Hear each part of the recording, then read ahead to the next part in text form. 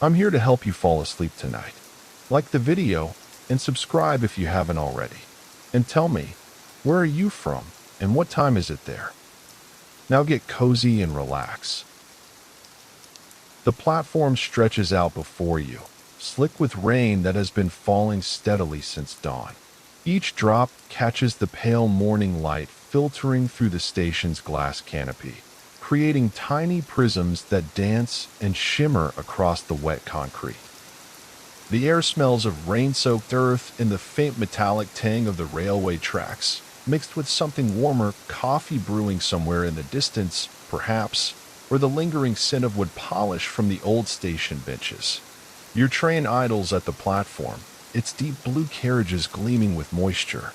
Steam rises gently from beneath the engine, wisping upward like slow-moving clouds before dissolving into the gray morning air. The steady rhythm of rain on the station roof creates a soft percussion, punctuated by the occasional distant whistle of another train somewhere down the line. You step aboard, your footsteps muffled by the thick carpet that runs down the center aisle.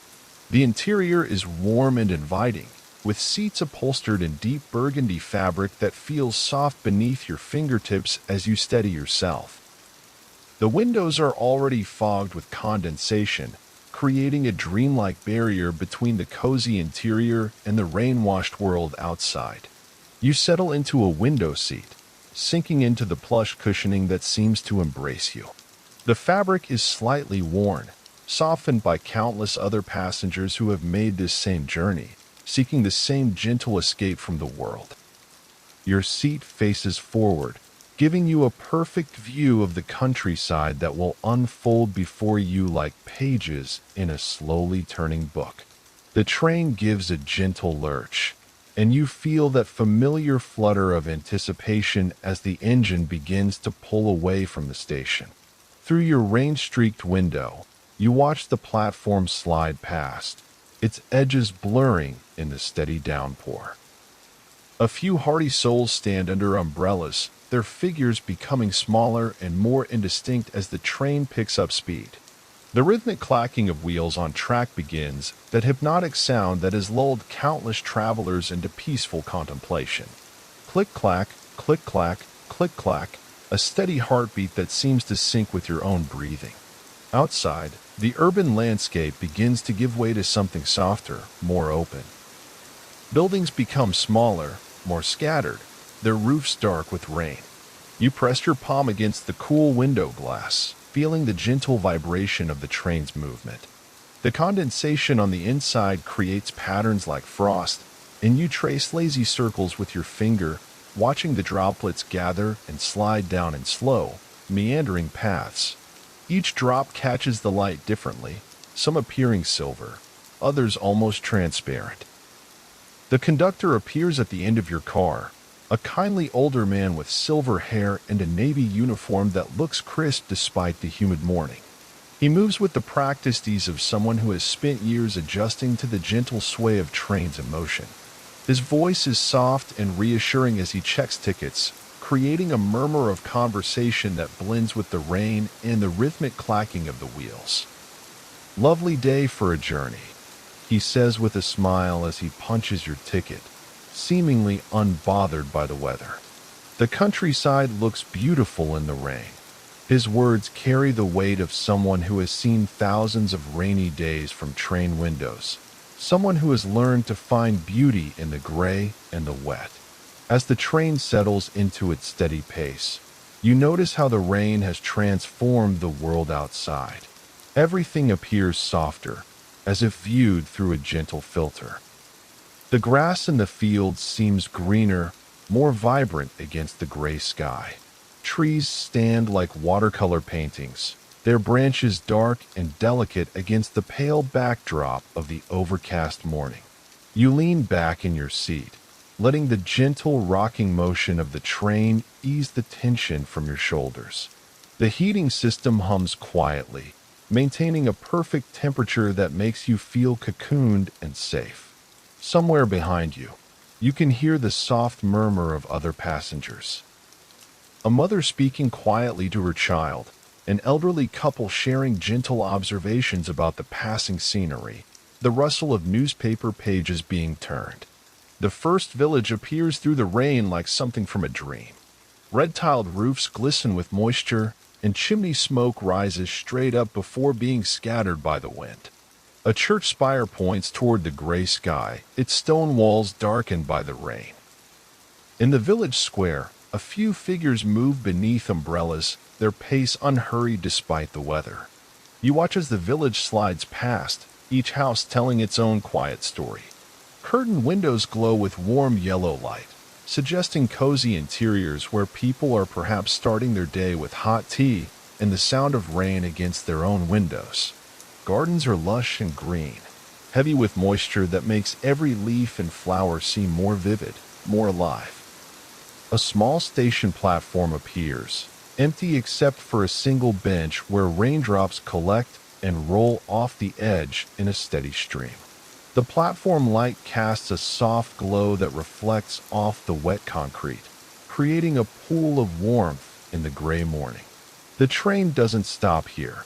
This is an express service, but you imagine what it might be like to wait on that bench, listening to the rain and watching for the distant headlight of your train. The countryside opens up now, revealing rolling hills that disappear into the misty distance. Each hill seems to fade into the next, creating layers of gray-green that remind you of old landscape paintings.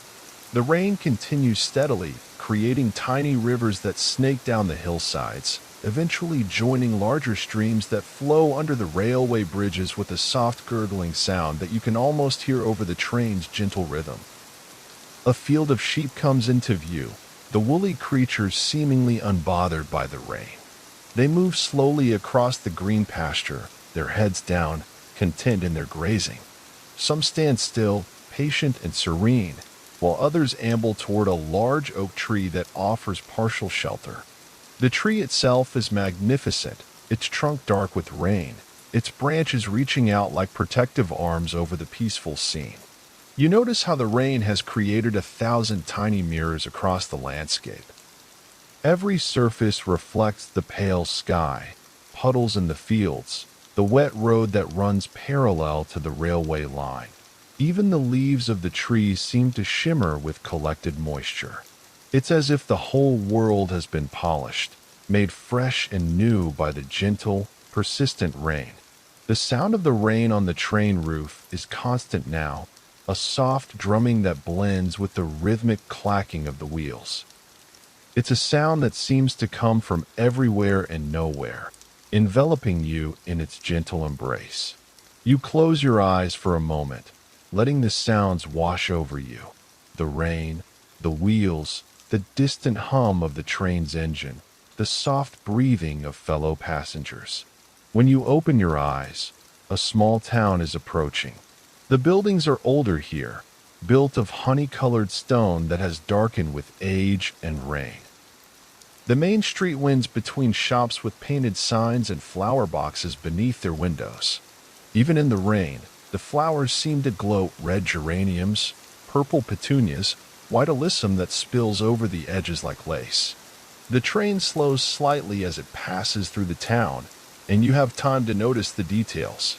A bakery with steamed windows, inside which you can glimpse the warm glow of ovens and the movement of people beginning their day's work. A bookshop with a green awning, raindrops hanging like tiny crystals from its edge. An old stone bridge over a small river, the water high and rushing from the night's rain. A few people move along the sidewalks, their umbrellas creating small pools of color against the gray morning. A bright red umbrella, a cheerful yellow one, a deep blue that matches the train itself. They walk with purpose but without hurry, as if the rain has given them permission to slow down, to notice the world around them. The train picks up speed again as it leaves the town behind, and you settle deeper into your seat. The landscape continues to unfold, each mile bringing new scenes that seem painted by the rain. A farmhouse sits nestled in a grove of trees, smoke rising from its chimney in a straight line before dispersing into the damp air. Clothes hang on a line under a covered porch, protected from the rain but still catching the humid breeze. You notice how the rain has brought out the colors and everything. The green of the grass is so vivid it almost seems to glow. The gray of the stone walls has depth and variation, some stones appearing almost blue, others tinged with brown or purple. Even the sky, uniformly gray though it appears, has subtle variations. Lighter patches where the clouds are thinner, darker areas where they gather more densely. A river appears alongside the railway, its surface dimpled with raindrops. The water moves slowly, reflecting the gray sky like a mirror. Occasionally, you see circles spreading outward from where a fish has risen to the surface, or where a raindrop has fallen with particular force. The banks are lined with reeds that bend gracefully in the gentle wind, their movement creating a soft rustling sound that you imagine rather than hear. The train's heating system continues its quiet hum, maintaining the perfect temperature that makes you feel drowsy and content. Your body has adjusted to the gentle swaying motion, and you find yourself breathing more slowly, more deeply. The rain continues its steady percussion on the roof, a sound so consistent it becomes almost like silence, a white noise that soothes rather than distracts. Another passenger walks past in the aisle, moving with the practiced balance of someone accustomed to train travel. They nod politely as they pass, and you return the gesture, feeling part of a quiet community of travelers, all sharing this peaceful journey through the rain-soaked countryside. The landscape is changing now, becoming more wooded. Dense forests of oak and beech press close to the railway line, their canopies creating a green tunnel through which the train passes. The trees are heavy with moisture, their leaves dripping steadily, creating a sound like a gentle waterfall. Occasionally, you glimpse deer standing motionless between the trees, watching the train pass with calm, untroubled eyes. The forest floor is carpeted with fallen leaves that have been darkened by the rain, creating a rich tapestry of browns and golds. Ferns grow in the understory, their fronds bright green and glistening with moisture. Here and there, wildflowers peek through the undergrowth, small white blooms that seem to glow in the forest's filtered light, purple foxgloves standing tall and proud despite the rain. A small clearing appears, and you see a cottage with a thatched roof that has turned dark with moisture. Smoke rises from its chimney, and warm light glows from its windows. The garden is wild and overgrown, but beautiful in its natural state. Roses climb the walls, their blooms heavy with raindrops, and a small vegetable garden shows neat rows of plants that seem to thrive in the moist conditions. The train emerges from the forest into open countryside again, and you see that the rain has intensified slightly. The hills in the distance are now completely shrouded in mist, visible only as vague shapes against the gray sky. The immediate landscape is painted in shades of green and brown, with the occasional splash of color from a red barn roof or a patch of yellow wildflowers. You shift slightly in your seat, feeling the soft fabric against your back. The window beside you is now completely fogged with condensation, creating a barrier between you and the outside world that somehow makes the interior of the train feel even more cozy and intimate. You wipe a small circle clear with your sleeve, creating a porthole through which to continue watching the passing scenery. A farmyard appears, with cows standing patiently in the rain, their black and white patches stark against the green of the pasture. They seem completely unbothered by the weather, some lying down on the wet grass, others continuing to graze. A red barn stands in the background, its paint faded but still bright against the gray sky. Next to it, a silo reaches toward the clouds, its metal surface streaked with rain. The train passes a level crossing where a car waits patiently, its windshield wipers moving back and forth in a steady rhythm that seems to match the train's own tempo. The driver sits calmly, perhaps enjoying the same peaceful quality that the rain has brought to the morning. Behind the car, a road stretches away into the distance, its surface reflecting the gray sky like water. More villages appear as the train continues its journey, each one unique, but all sharing the same rain-washed tranquility. A village green surrounded by houses with thatched roofs and climbing roses. A small church with a square tower, its bells silent but somehow still present in the peaceful scene. Gardens heavy with the scent of rain-soaked earth and growing things. You notice how the rain has brought out the sounds of the world.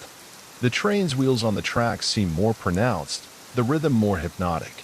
The heating system's gentle hum becomes more noticeable, creating a counterpoint to the rain's steady percussion. Even the breathing of other passengers seems to blend into the train's quiet symphony. A river valley opens up before you, wide and green, with the water meandering through it like a silver ribbon. The rain has swollen the river slightly, and it moves with a gentle current that catches the light from the overcast sky.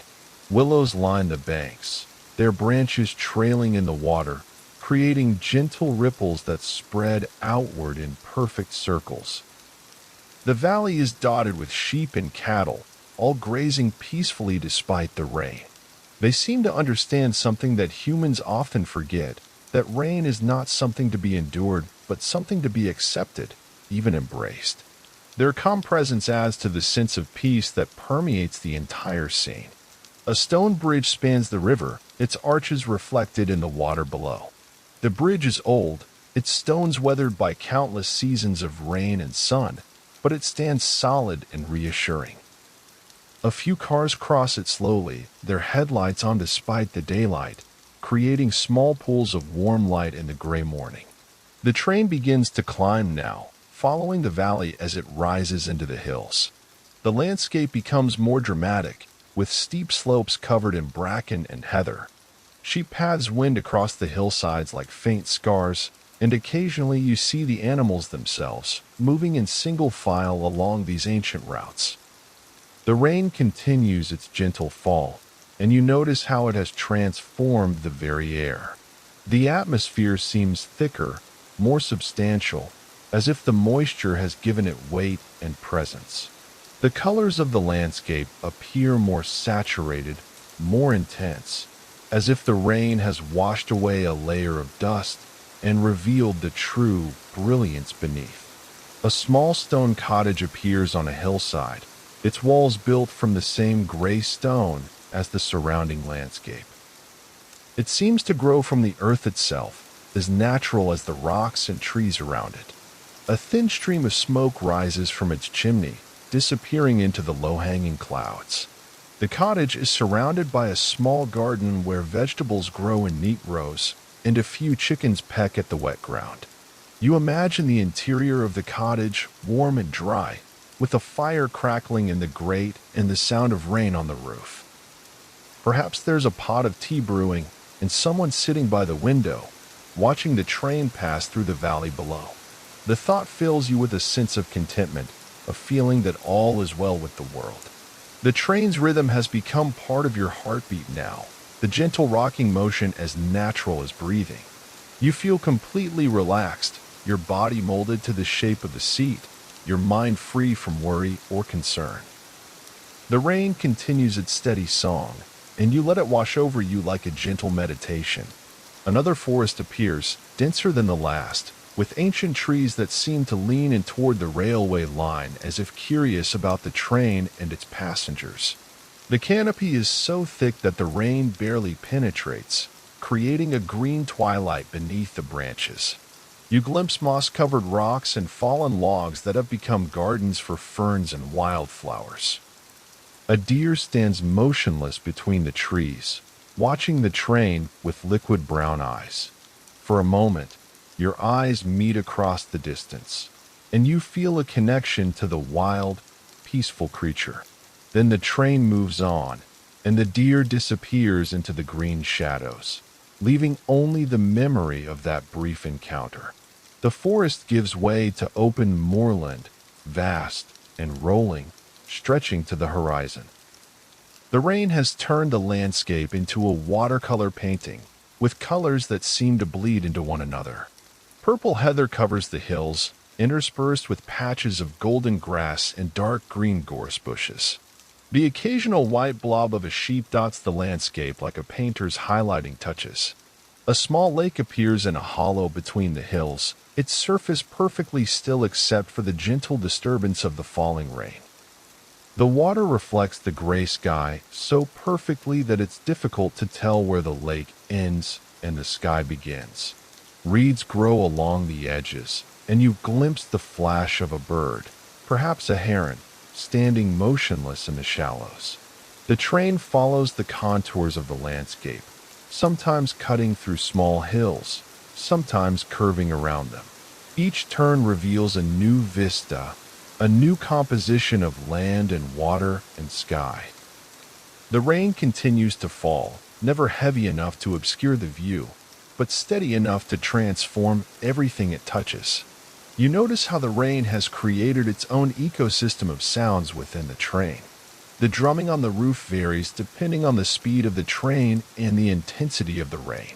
Sometimes it's a gentle tapping, like fingers on a keyboard. Other times it becomes a soft rushing sound, like a distant waterfall. Always, it's soothing, hypnotic, peaceful. A small town appears in the distance, its buildings clustered around a church spire that pierces the gray sky. The train doesn't stop here either, but you have time to observe the details as it passes through. The streets are wet and shining, and the few people you see move with the unhurried pace that rain seems to encourage. They walk beneath umbrellas or sheltered by the overhanging roofs of old buildings, their faces peaceful and unhurried. The train station is a beautiful old building with a Victorian iron and glass canopy. Even though the train doesn't stop, you can see the details, the hanging baskets of flowers, the wooden benches, the old-fashioned clock that keeps perfect time. A few people stand on the platform, waiting for their own train, their patience a testament to the peaceful quality of the rainy morning. Beyond the town, the landscape opens up again into rolling farmland. The fields are a patchwork of different greens, some darker where the soil is richer, others lighter where the grass grows on chalky ground. Stone walls divide the fields, their gray stones darkened by the rain, creating patterns that speak of centuries of human habitation. A flock of sheep moves across one of the fields, their woolly backs wet with rain but their pace unhurried. They seem to understand what the rain means, not discomfort, but freshness, growth, the promise of green grass and clear streams. Their acceptance of the weather is complete and unquestioning. The train passes an old stone mill beside a stream that has been swollen by the rain. The mill wheel is turning slowly, pushed by the increased flow of water. The building itself is ancient, its stones covered with moss and ivy, its small windows glowing with warm light. It's a scene that could have been painted centuries ago, unchanged by the passage of time. You shift in your seat, feeling the soft upholstery against your back. The train's heating system continues its quiet work, maintaining the perfect temperature that makes you feel drowsy and content. The gentle rocking motion has become as natural as breathing, and you find yourself completely relaxed, your mind free from worry or concern. Another passenger walks past, heading toward the cafe car. The thought of tea or coffee is appealing, but you're too comfortable to move. Instead, you continue to watch the rain-soaked landscape unfold, each scene more peaceful than the last. The rhythm of the train wheels has become like a lullaby, soothing and hypnotic. A small village appears, its houses built of local stone that has weathered to a beautiful gray-brown color. The roofs are slate, dark and glistening with rain. Gardens overflow with plants that seem to thrive in the moist conditions. Roses, lavender, foxgloves, and ferns. The village seems to nestle into the landscape as if it has grown there naturally, part of the earth itself. The rain continues to fall, and you notice how it has transformed the quality of light. Everything is softer, more muted, as if the world has been wrapped in a gentle gray blanket. Colors are deeper, more saturated, as if the rain has washed away a layer of dust and revealed the true beauty beneath. A river appears alongside the railway line, its water high and fast flowing from the night's rain. The sound of the water mingles with the rain and the train's rhythm, creating a symphony of natural sounds that is both energizing and peaceful. Occasionally, you see a fish jump, its silver body flashing in the gray light before disappearing beneath the surface with hardly a splash. The landscape is becoming more mountainous now, with higher hills and deeper valleys. The rain has created dozens of small waterfalls that cascade down the rocky slopes, their water catching what light filters through the clouds. The sound of falling water becomes more prominent, adding another layer to the complex but soothing soundtrack of the journey. A small hamlet appears in a valley, its houses clustered around a village green where a few trees provide shelter. The buildings are old, their stones weathered by centuries of rain and wind, but they seem solid and permanent, as if they have become part of the landscape itself. Smoke rises from several chimneys, and warm light glows from windows, creating a scene of perfect domesticity. The train passes a small cemetery, its headstones dark with rain. Far from being morbid, the scene is peaceful and contemplative. The graves are well tended, with flowers that seem to glow in the muted light. Old yew trees provide shelter, their dark green foliage creating a canopy that offers protection from the elements. You notice how the rain has brought out the scents of the earth. Even inside the train, you can sense the rich, loamy smell of wet soil, the fresh scent of growing things, the clean smell of rain-washed air. These scents seem to seep through the sealed windows, carried perhaps by memory or imagination, but no less real for that. The landscape continues to unfold, each mile bringing new scenes of quiet beauty. A stone bridge over a rushing stream, its arches perfectly reflected in the water below. A field of horses standing patiently in the rain, their coats dark with moisture, their tails swishing gently. A farmhouse with a red roof, its garden bright with flowers that seem to glow against the gray sky. The rain intensifies slightly, and the sound on the train roof becomes more pronounced. It's still gentle, still soothing, but more present, more immediate.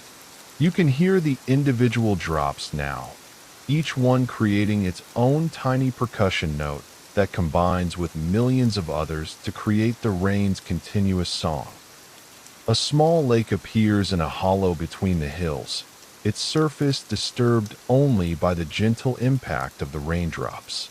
The water is so clear that you can see the bottom near the shore, where smooth stones create patterns of light and shadow.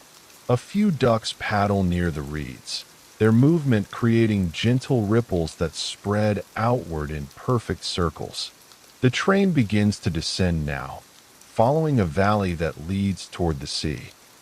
You can sense the ocean's presence even though you can't yet see it. A quality in the air, a freshness that speaks of salt and tides and endless horizons. The rain continues its gentle fall, and you imagine how it must look from above, a silver curtain drawn across the landscape. A fishing village appears in the distance, its houses built close to the water's edge. The harbor is protected by a stone breakwater that glistens with rain and spray from the waves. A few boats rock gently at their moorings, their masts creating a forest of vertical lines against the gray sky. The scene is peaceful, timeless, as if it has remained unchanged for centuries. The train passes a small woodland where the trees are heavy with moisture. Every leaf drips steadily, creating a sound like a gentle waterfall. The forest floor is carpeted with fallen leaves that have been darkened by the rain, creating a rich tapestry of browns and golds. Ferns grow in the understory, their fronds bright green and glistening with water droplets. You close your eyes for a moment, letting the sounds wash over you. The rain on the roof, the wheels on the tracks, the distant hum of the engine, the soft breathing of fellow passengers.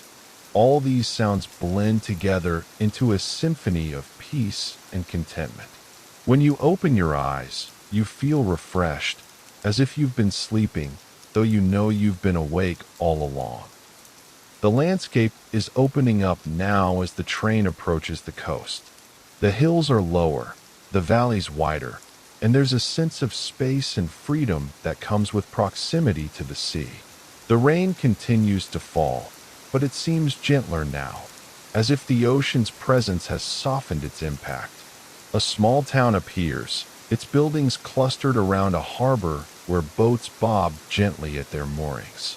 The tide is high, and the water laps gently against the stone quay. A few fishermen work on their boats, their yellow oilskins bright against the gray morning. They move with the unhurried pace of people who understand that some things cannot be rushed, that the sea and the weather set their own schedule. The train passes a small beach where the sand is dark with rain and the waves roll in with a gentle, rhythmic sound.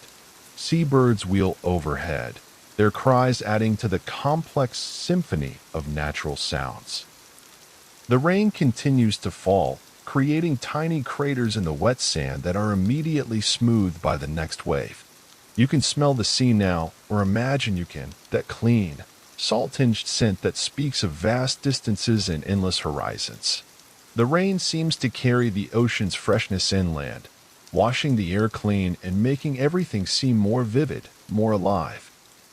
The train follows the coast now, sometimes high on cliffs that offer views of the gray sea stretching to the horizon, sometimes low near the shore where waves crash against rocks and send spray high into the air.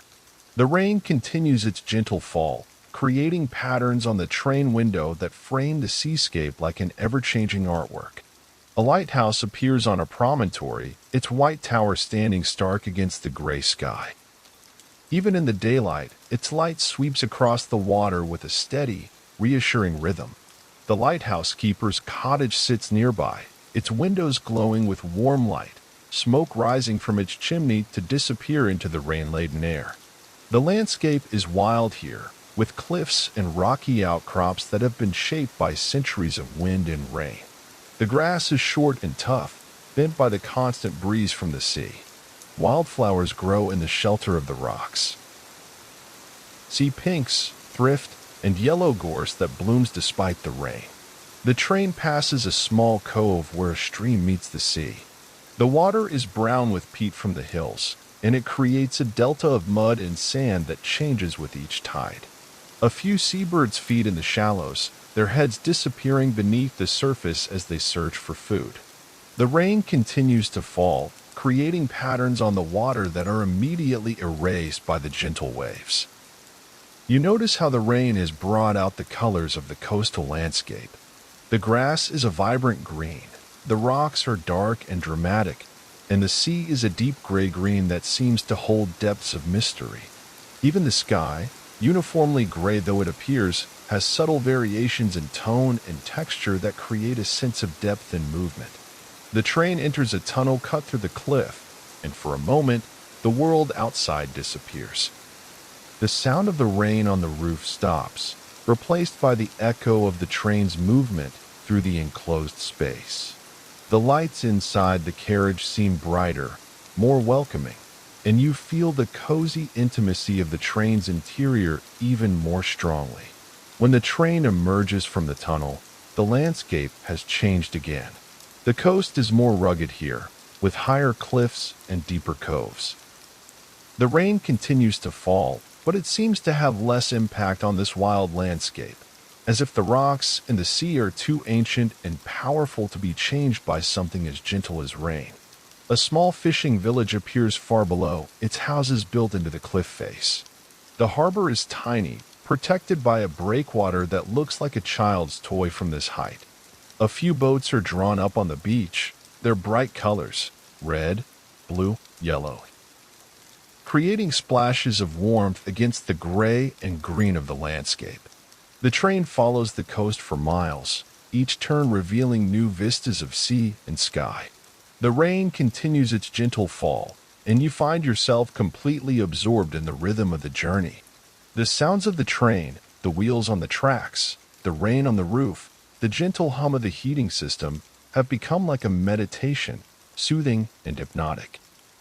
Another passenger passes in the aisle, their footsteps soft on the carpeted floor. They move with the practiced balance of someone accustomed to train travel, their movement barely disturbing the peaceful atmosphere.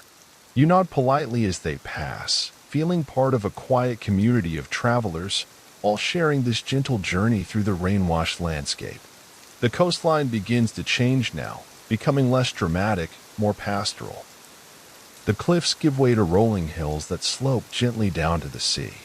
The rain has turned the grass a brilliant green, and you can see sheep grazing peacefully on the hillsides, their woolly backs wet with moisture but their demeanor completely untroubled. A small estuary appears where a river meets the sea in a complex pattern of mud flats and salt marshes.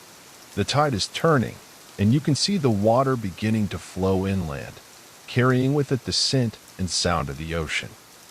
Seabirds wade in the shallows, their reflections creating perfect mirror images in the still water.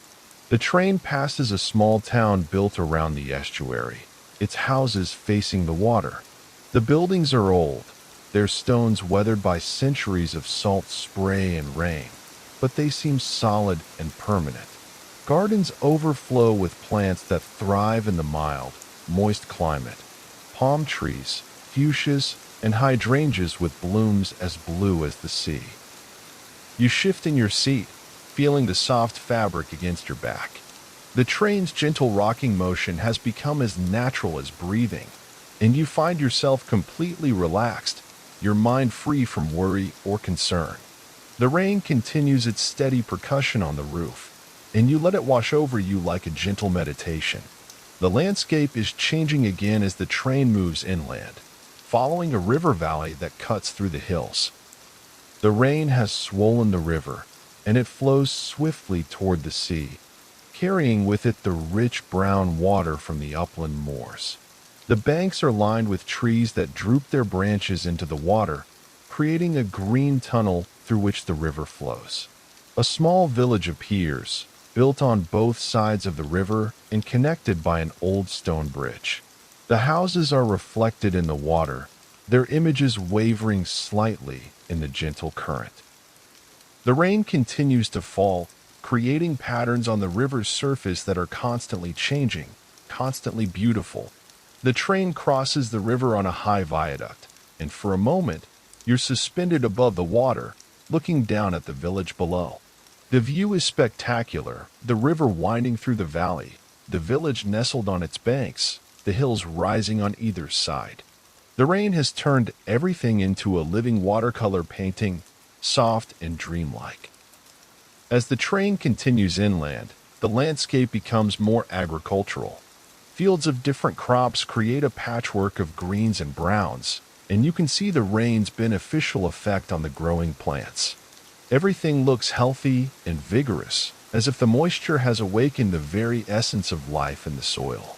A farm appears, its buildings clustered around a courtyard where chickens scratch in the wet earth. The farmhouse is old, its walls built of local stone, its roof slate that glistens with rain. Smoke rises from the chimney, and warm light glows from the windows, creating a scene of perfect rural contentment. The train passes a field where horses graze peacefully, their coats dark with rain.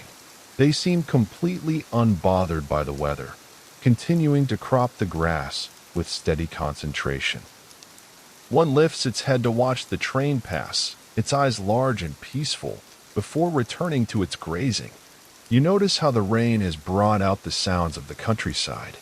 Even inside the train, you can sense the presence of life, the lowing of cattle, the bleating of sheep, the call of birds. These sounds seem to blend with the rain and the train's rhythm, creating a symphony of rural peace. The landscape continues to unfold, each mile bringing new scenes of quiet beauty. A church spire appears through the trees, its weathered stone dark with rain. The churchyard is peaceful, with old headstones standing like sentinels among the yew trees. A few flowers have been left on recent graves, their colors bright against the gray stones. The train passes a small market town, its main street lined with shops and cafes. Despite the rain, a few people move along the sidewalks, their umbrellas creating pools of color against the gray morning. The town has a timeless quality, as if it has remained unchanged for centuries, adapted to the rhythm of the seasons and the weather. A river appears alongside the railway line, its water high and fast flowing from the rain. The banks are lined with willows that trail their branches in the current, creating gentle ripples that spread outward in perfect circles. Occasionally, you see a fish jump, its silver body flashing in the muted light before disappearing beneath the surface. The rain continues its gentle fall, and you find yourself completely absorbed in its rhythm. The sound on the train roof has become like a lullaby, soothing and hypnotic. You feel your eyelids growing heavy, not from tiredness, but from the deep relaxation that comes from being completely at peace with the world. The landscape is becoming more wooded now, with ancient forests that press close to the railway line. The trees are heavy with moisture, their leaves dripping steadily, creating a sound like a gentle waterfall. The air inside the forest must be thick with the scent of wet earth and growing things, rich and loamy and full of life. A clearing appears, and you see a cottage with a thatched roof that has turned dark with moisture. The garden is wild and overgrown, but beautiful in its natural state. Roses climb the walls, their blooms heavy with raindrops that make them seem even more perfect. A small stream runs through the garden, its water clear and swift. The train emerges from the forest into open countryside again, and you see that the rain has created a landscape of extraordinary beauty. Every surface reflects the gray sky, puddles in the fields, the wet road that runs parallel to the railway. Even the leaves of the trees shimmer with collected moisture. A village appears in the distance, its buildings clustered around a village green where ancient oak trees provide shelter. The houses are old, their walls built of honey-colored stone, their roofs thatched with straw that is darkened with age and weather. The scene could have been painted centuries ago, unchanged by the passage of time. The train slows as it approaches a small station, and you see a few people waiting on the platform beneath a Victorian iron canopy. They stand patiently in the gentle rain, their umbrellas creating small pools of color, deep burgundy, forest green, navy blue. The station building itself is charming, built of red brick with white painted window frames, flower boxes beneath each window overflowing with petunias and trailing ivy that glistens with moisture. The train comes to a gentle stop, and you hear the soft hiss of the brakes, the settling sounds of the carriages. A few passengers board, shaking the rain from their coats and umbrellas, bringing with them the fresh scent of the outside air. They move quietly, respectfully, as if understanding that they're entering a space of peace and contemplation. The conductor appears again, his silver hair slightly damp from checking the platform. He exchanges a few quiet words with the new passengers, his voice warm and welcoming. There's something timeless about his presence, as if he has been making this journey for decades, watching the seasons change, observing the subtle variations that rain brings to the familiar landscape. As the train begins to move again, you settle deeper into your seat, feeling the soft fabric embrace you. The new passengers find their places, and soon the car returns to its peaceful atmosphere. The rain continues its gentle drumming on the roof, a sound so constant it has become part of the train's natural rhythm. The landscape outside begins to change once more as the train leaves the station behind. Rolling hills give way to a broader valley, where a river meanders through water meadows that gleam silver green in the rain. The grass is lush and tall, bending gracefully in the gentle breeze that carries the moisture across the fields. Cattle stand knee-deep in the rich grass, their black and white patches stark against the vivid green, their calm presence adding to the sense of pastoral tranquility. A stone bridge spans the river, its three arches perfectly reflected in the dark water below. The stonework is old, weathered by centuries of rain and flood, but solid and enduring.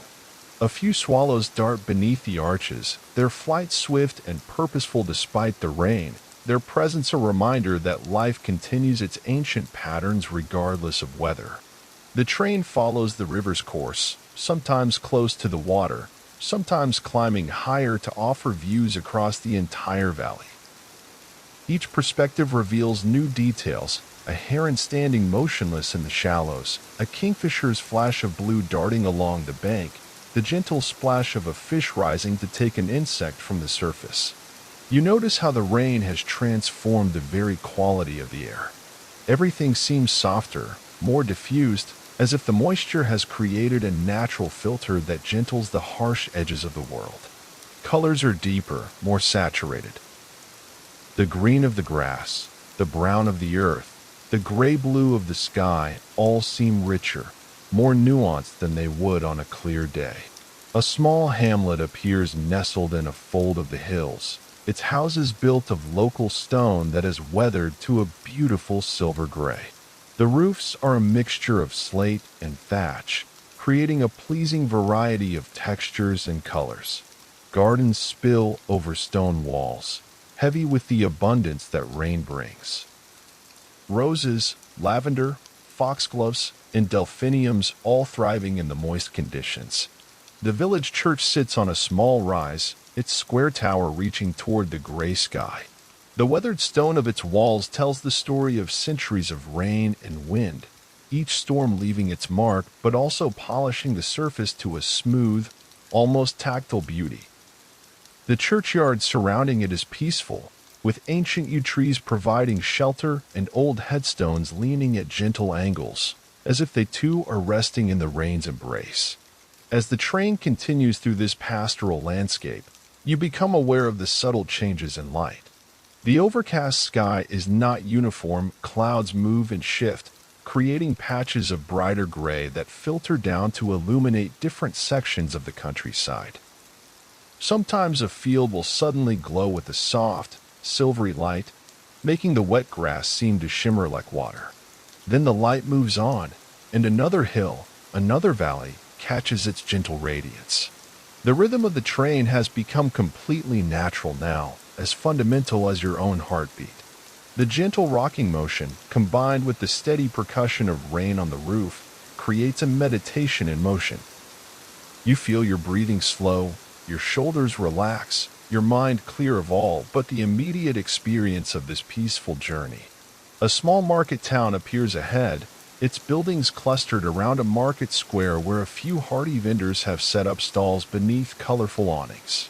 Despite the rain, people move about their business with unhurried purpose, their umbrellas creating moving pools of color against the gray stone buildings. The scene has a timeless quality, as if markets have been held in this square for centuries, rain or shine. The train doesn't stop here, but moves slowly enough for you to observe the details. A baker's shop with steamed windows, the warm glow from within suggesting fresh bread and pastries. A bookshop with volumes displayed in the window, their colorful spines creating a cheerful display despite the gray day. An antique shop with curious objects arranged behind rain-streaked glass.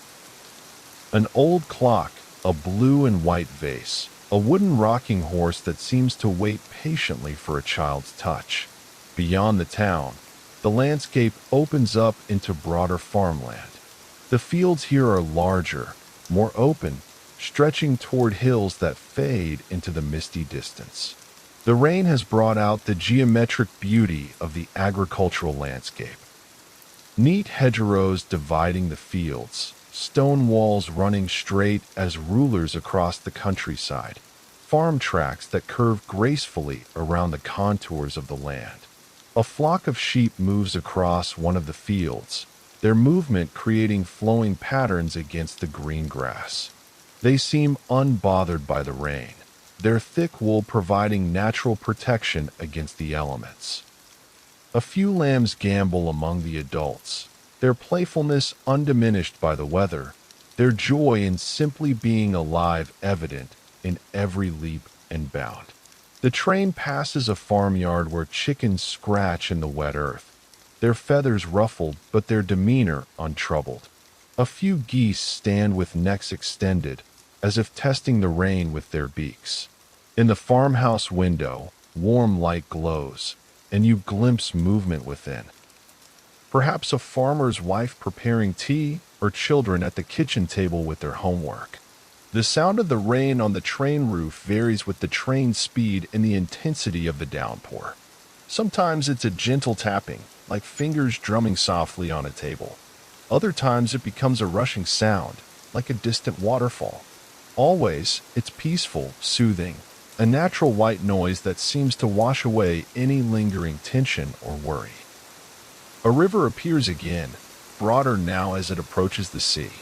The water is high from the night's rain, flowing swiftly between banks lined with reeds and sedges. Water birds paddle in the calmer sections, ducks, moorhens, a family of swans that move with serene dignity despite the rain. Their presence adds life to the scene, a reminder of the rich ecosystem that thrives in these wet conditions. The train crosses the river on another stone viaduct, and for a moment you're suspended above the water, looking down at the rich brown current flowing toward the distant sea. The view encompasses the entire river valley, the water meadows stretching on either side, the hills rising in the distance, the small villages nestled in folds of the landscape. As the train descends from the viaduct, you notice how the rain has created countless small streams and rivulets. Water runs down every slope, collects in every hollow, creating a network of silver threads that catch and reflect the muted light. These temporary waterways will disappear when the rain stops, but for now they add to the landscape's beauty, making it seem more alive, more dynamic. A small wood appears alongside the railway, its trees heavy with moisture.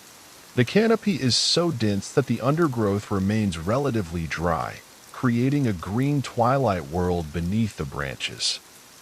You glimpse moss-covered logs, ferns unfurling their fronds, wildflowers blooming in patches of filtered sunlight. The forest seems ancient, untouched, a reminder of the wild landscapes that once covered much of this countryside. The train emerges from the wood into more open country, and you see that the rain has intensified slightly. The droplets on your window are larger now, creating more complex patterns as they slide down the glass. The sound on the roof is more pronounced, but still gentle, still soothing. If anything, the increased intensity makes the interior of the train feel even more cozy and secure. A village appears in the distance, its buildings arranged around a village green where ancient oak trees provide shelter. The houses are a mixture of ages and styles, some thatched cottages that might date back centuries, others built of Victorian brick with bay windows and decorative eaves. All are united by the rain, which has darkened their walls and made their gardens bloom with extraordinary vigor. The village green itself is a perfect English scene, grass kept short by grazing sheep, paths worn smooth by generations of footsteps, a duck pond where a few hardy ducks paddle despite the rain.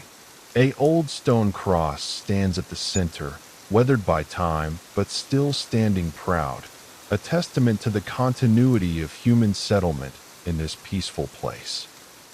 The train passes the village slowly, giving you time to observe the details. A post office with packages waiting on the porch, protected from the rain by a Victorian canopy. A pub with warm light glowing from its windows and smoke rising from its chimney. A small school with colorful artwork displayed in the windows, perhaps children's paintings of the countryside they know so well. Beyond the village, the landscape becomes more pastoral again, with rolling hills covered in grass, so green it seems to glow. The rain has washed the air clean, making the colors more vivid, more intense. Every shade of green is represented, from the pale yellow-green of new grass to the deep emerald of well-established pastures. A herd of cattle moves slowly across one of the hills, their movement creating a living pattern against the static landscape. They seem completely at peace with the weather, some grazing, others lying down on the wet grass, a few standing with their faces turned toward the rain as if enjoying its cooling touch. The gentle rocking of the train continues to lull you into a state of deep relaxation. Your breathing has synchronized with the rhythm of the wheels on the tracks, creating a natural meditation that requires no effort, no concentration. You simply exist in the moment, aware of the rain, the landscape, the peaceful community of fellow travelers sharing this gentle journey. Another passenger walks past in the aisle, their movement barely disturbing the tranquil atmosphere. They carry the scent of rain on their clothes, a fresh, clean smell that reminds you of the world outside.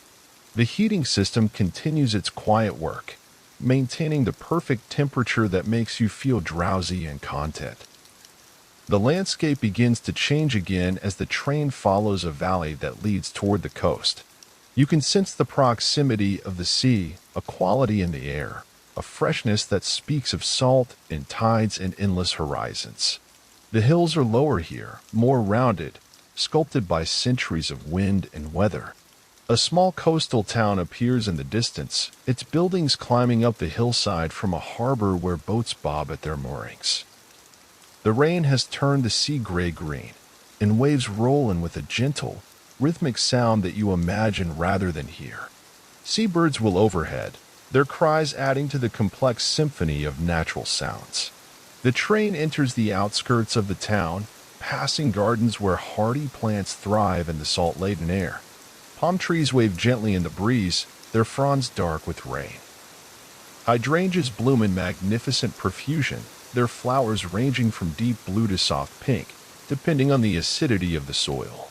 Fuchsias hang like jewels from every garden wall, their red and purple flowers seeming to glow despite the gray light.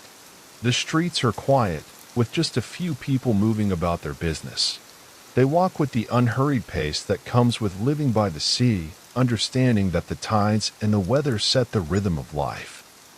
Their umbrellas and rain gear suggest a people accustomed to wet weather, who have learned to find beauty in the rain rather than merely enduring it. The train follows the coast road for a while, offering glimpses of the sea between the buildings. The water stretches to the horizon, gray and mysterious, its surface disturbed only by the gentle impact of the falling rain. A few fishing boats work close to shore, their crews dressed in bright yellow oilskins, their presence a reminder that life and work continue regardless of weather. A small beach appears, its sand dark with rain and scattered with seaweed left by the last high tide. The waves roll in with a gentle sound, each one smoothing the sand and erasing the footprints and tire tracks from the previous day. The rain creates tiny craters in the wet sand, each one a perfect circle that lasts only moments before being smoothed by the next wave. The train turns inland again, following a river valley that cuts through the coastal hills.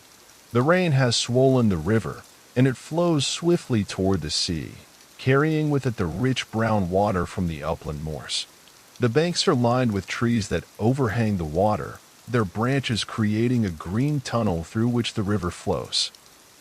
A small village appears, built on both sides of the river and connected by a narrow stone bridge. The houses are reflected in the dark water, their images wavering slightly in the gentle current. The rain continues to fall, creating ever-changing patterns on the river's surface, each droplet creating its own small circle that spreads outward before being swept away by the flow.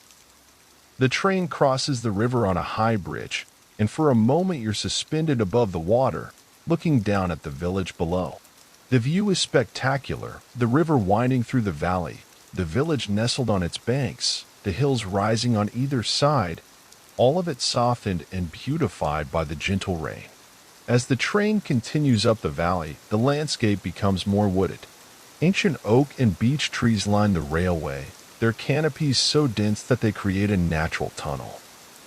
The sound of the rain on the leaves above is different from its sound on the train roof, softer, more organic, like a gentle whisper that speaks of growth and renewal. Shafts of gray light filter through the canopy, creating patches of illumination that move and shift as the branches sway in the breeze.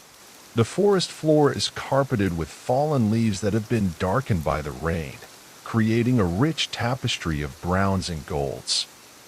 Ferns grow in the understory, their fronds bright green and glistening with collected moisture. The train emerges from the forest into more open countryside, and you see that the rain has created a landscape of extraordinary beauty. Every surface reflects the gray sky, puddles in the fields, streams running down the hillsides.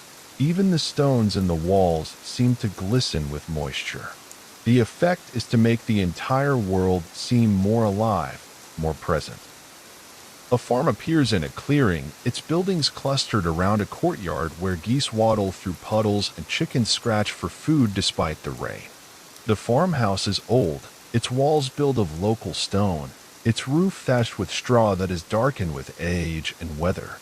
Smoke rises from the chimney, and warm light glows from the windows, creating a scene of perfect rural contentment. The sound of the train wheels on the tracks has become completely hypnotic now, a rhythm so natural and soothing that it seems to come from within your own body.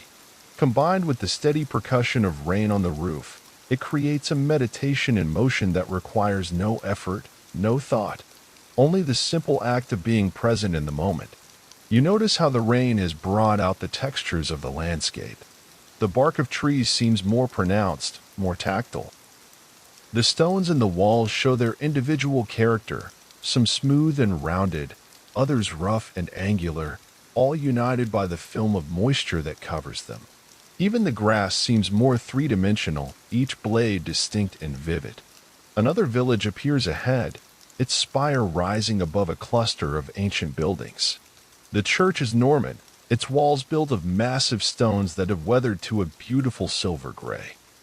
The tower is square and solid, built to withstand centuries of storms, a testament to the skill of medieval masons who understood how to work with stone and weather. The village itself is picture perfect, with thatched cottages lining narrow streets that have probably remained unchanged for centuries. Gardens overflow with plants that thrive in the mild, moist climate, roses climbing walls, lavender spilling over stone borders, apple trees heavy with fruit that glistens with raindrops. The train passes slowly through the village, and you catch glimpses of daily life continuing despite the rain. A woman tends her garden, protected by a wide-brimmed hat and waterproof jacket. An elderly man walks his dog, both of them seemingly unbothered by the wet conditions. Children play in a schoolyard, their laughter carrying on the damp air, their joy undiminished by the weather. Beyond the village, the landscape opens up into broad fields where sheep graze peacefully. The rain has turned the grass an impossible shade of green, so vivid it seems to glow with its own light. The sheep move slowly across this green canvas, their woolly forms creating moving patterns that constantly change and reform. A stone circle appears on a hilltop, its ancient stones dark with rain, but still standing proud after thousands of years. The circle seems to belong to the landscape so completely that it's hard to imagine the hill without it. The stones have been worn smooth by millennia of weather, but they remain solid, permanent, a link to the distant past when other people stood here and watched the rain fall on the same green hills. The train begins to climb now, following the contours of the land as it rises toward higher ground. The rain has created dozens of small waterfalls that cascade down the rocky slopes, their water catching what light filters through the clouds. The sound of falling water becomes more prominent, adding another layer to the complex but soothing soundtrack of the journey. A small hamlet appears far below in the valley, its houses clustered around a village green where sheep graze under the protection of ancient trees. The buildings are so integrated with the landscape that they seem to have grown from the earth itself, as natural as the rocks and trees around them. The view from this height is spectacular. encompassing miles of rolling countryside that stretches to the horizon.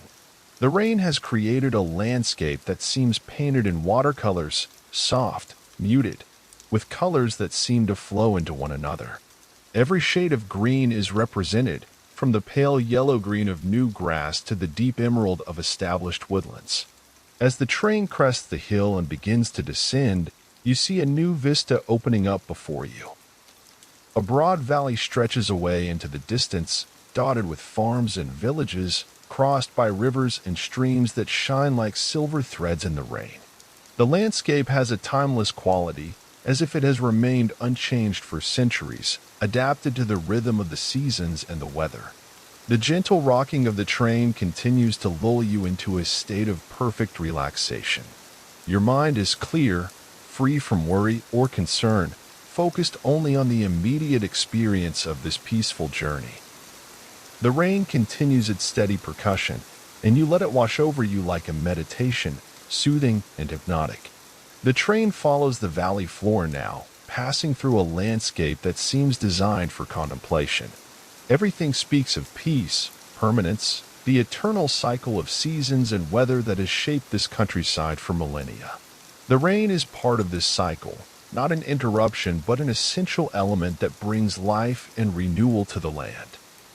And still the rain falls, gentle and persistent, creating its own music on the train roof, washing the world clean, making everything fresh and new.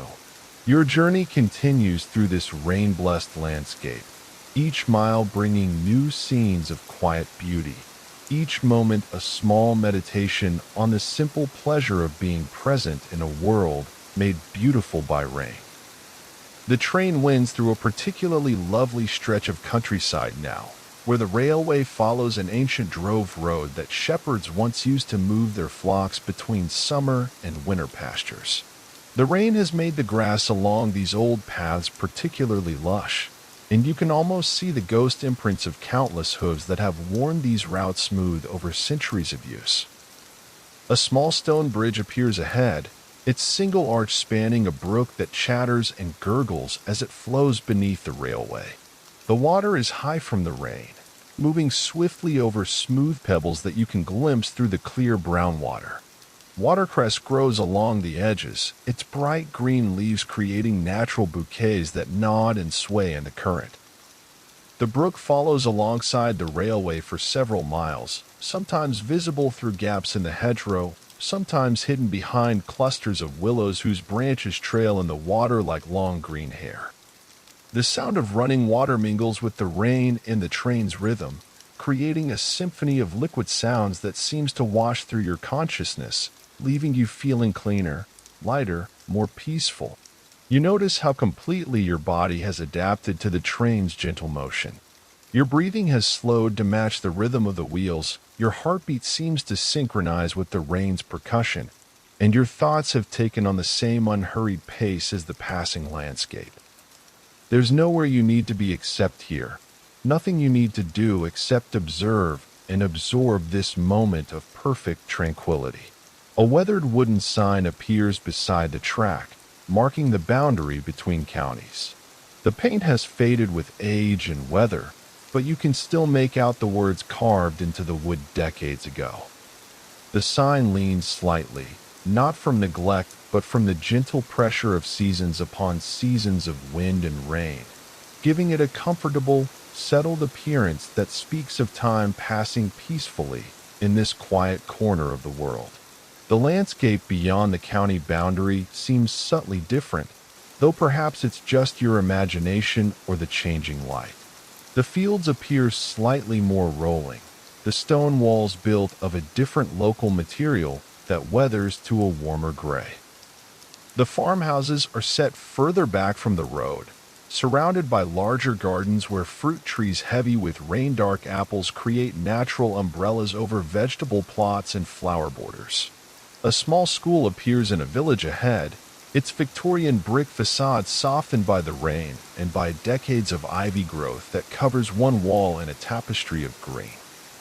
The playground is empty now, the swings hanging motionless in the gentle rain, but you can imagine the sound of children's voices that will fill this space again when the weather clears.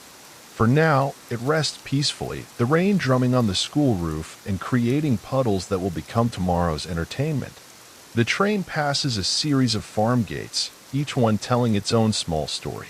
Some are painted fresh white, speaking of careful maintenance and pride in appearance. Others have weathered to a natural gray that blends beautifully with the stone posts that support them. All are adorned with the delicate tracery of rain droplets that catch and hold the diffused light, creating tiny prisms that flash and disappear as the train moves past. You shift slightly in your seat, feeling the plush upholstery adjust to accommodate your movement.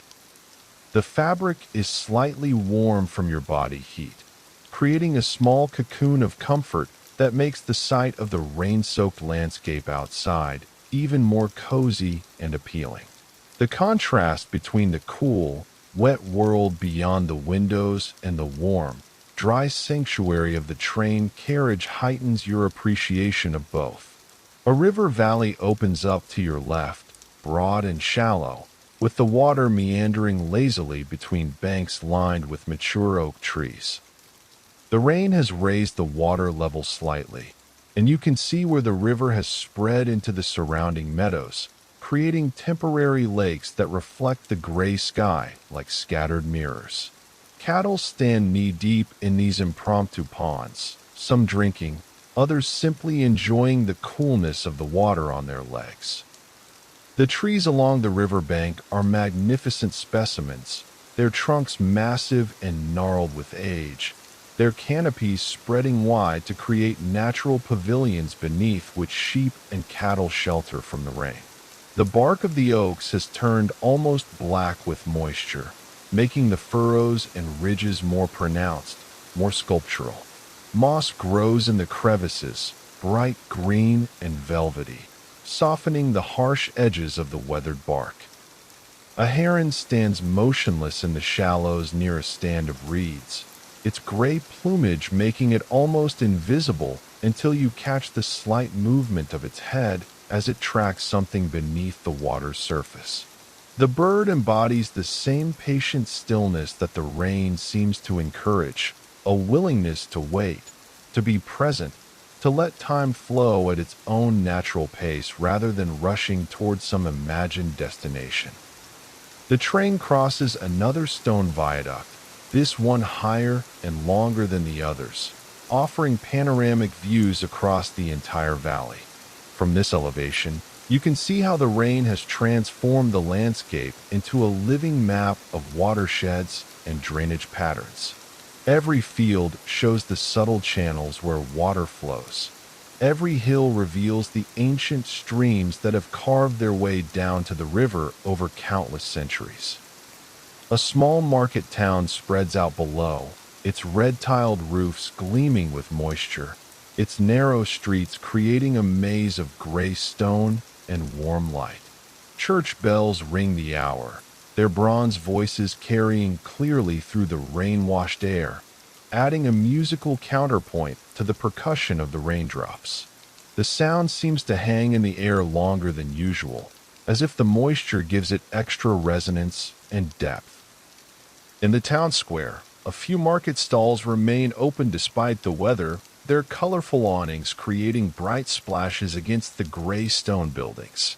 Vendors and customers alike move with the unhurried pace that rain encourages, taking time to chat and laugh despite getting wet.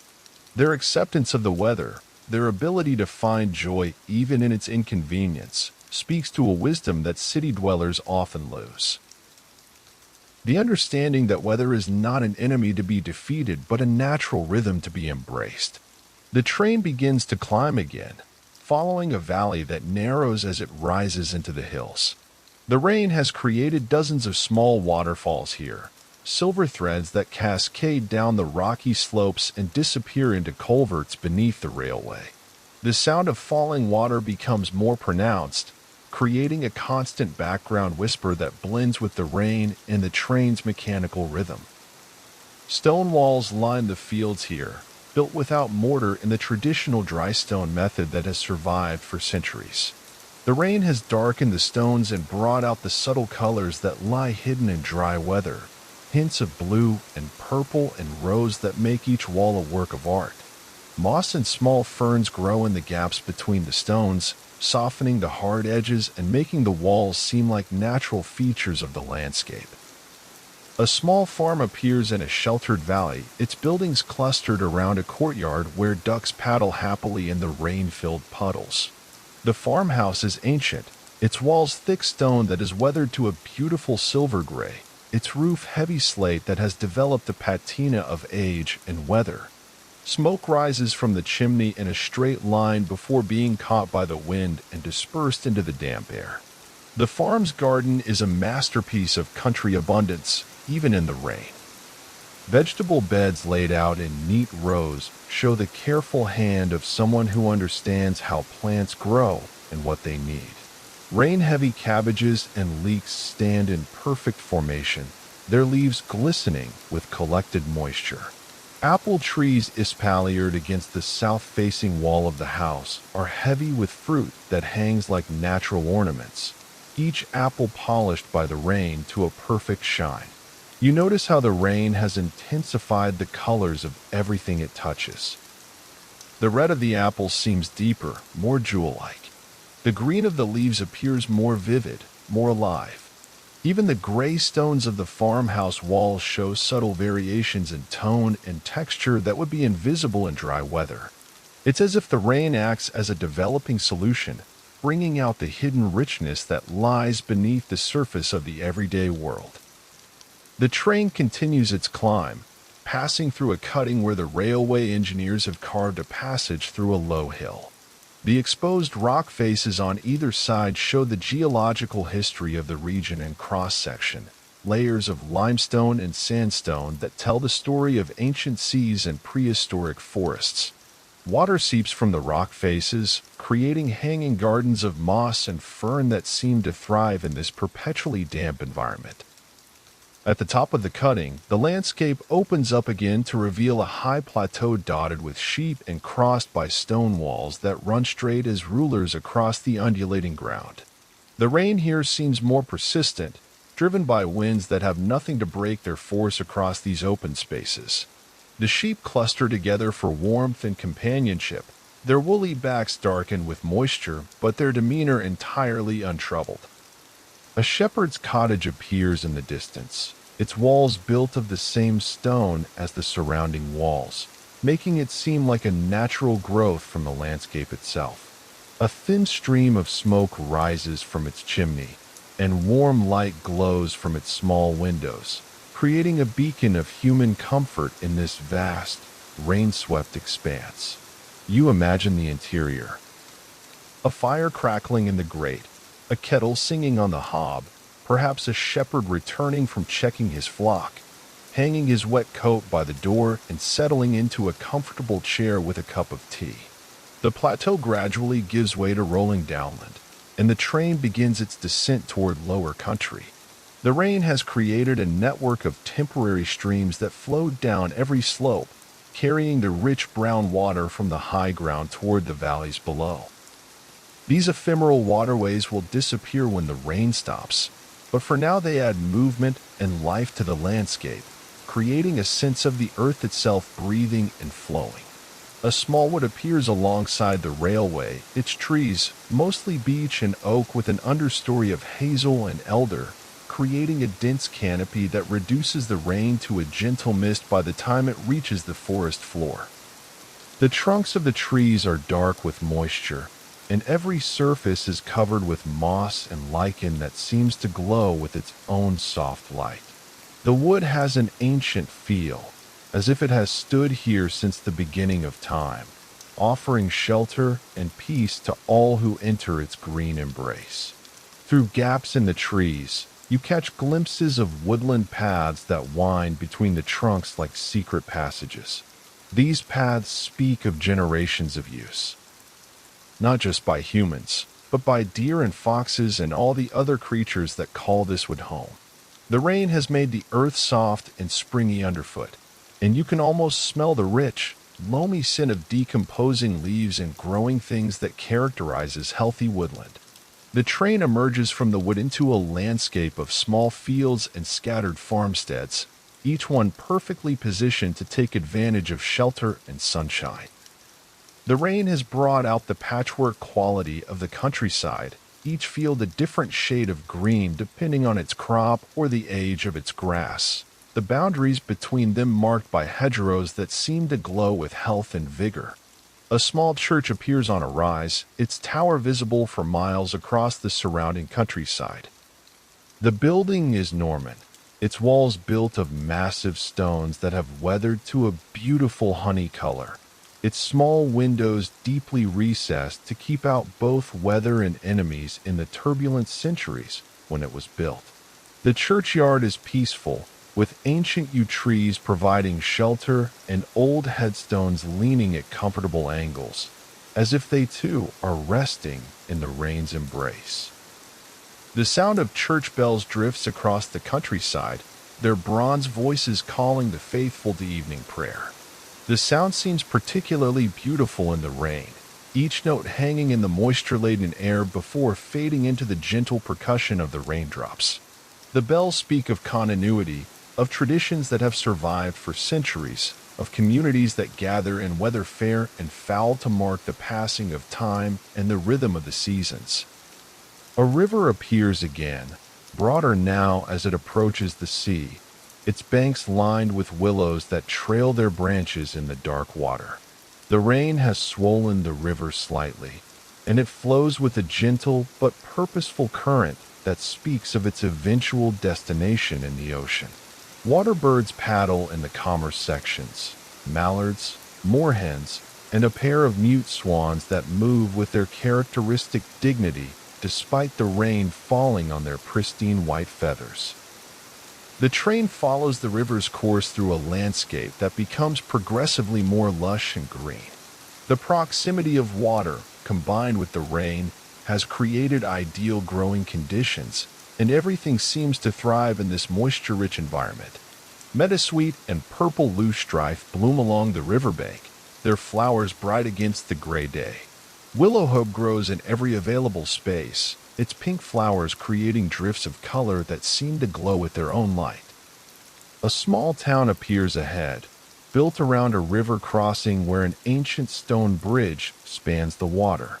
The town has grown up around this crossing point, its buildings climbing the hills on either side of the river, connected by narrow streets that wind between houses of different periods and styles. The rain has given all the buildings a uniform wash of gray that unifies their diverse architecture into a harmonious whole. The train station sits on the edge of the town, a Victorian building with decorative ironwork and hanging baskets that overflow with flowers despite the rain. The platform is covered by a glass canopy that rings like a bell as the raindrops strike it, creating a musical accompaniment to the hiss of steam and the gentle rumble of the arriving train. A few passengers board here, shaking the rain from their umbrellas and coats, bringing with them the fresh scent of the outside air and the sound of raindrops dripping from their clothes. They settle into their seats with the satisfaction of people who have escaped from the rain into a warm, dry refuge, and their presence adds to the sense of community that develops among train travelers sharing a journey through weather. The train pulls away from the station and continues along the river valley, which widens now as it approaches the sea. The hills on either side become lower and more gentle, covered with grass so green it seems almost fluorescent in the rain-washed light. Sheep graze on these hillsides, their white forms scattered across the green canvas like brushstrokes in a pastoral painting. The river has become tidal here, and you can see where the salt water meets the fresh in a complex dance of currents and eddies. The banks are lined with salt-tolerant plants, sea lavender, samphire, and sea aster, that thrive in this transitional zone between land and sea. The rain has intensified their colors, making the purple of the sea lavender and the bright green of the samphire seem almost supernatural in their intensity. A small fishing village appears where the river meets the sea, Its houses built close to the water's edge to take advantage of the protection offered by the river mouth. The buildings are painted in traditional colors, white, blue, and yellow, that stand out cheerfully against the gray sky. Fishing boats bob at their moorings, their masts creating a forest of vertical lines against the horizontal expanse of water and sky. The rain on the harbor creates millions of tiny circles that spread outward from each drop's impact, creating an ever-changing pattern on the water's surface. The effect is hypnotic, mesmerizing, a natural mandala that forms and reforms continuously as the rain falls. Seabirds will overhead, their cries adding to the complex symphony of sounds that includes the rain, the lapping of waves, and the gentle creaking of boat masts and rigging. The train follows the coast now, sometimes high on cliffs that offer panoramic views of the gray sea, sometimes low near the beach where waves roll in with a sound like distant thunder.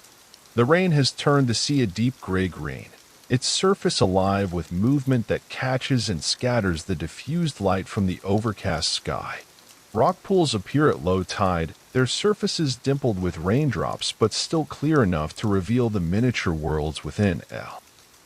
Sea anemones like jewels, small crabs scuttling between the rocks, and seaweed that waves in the current like underwater grass.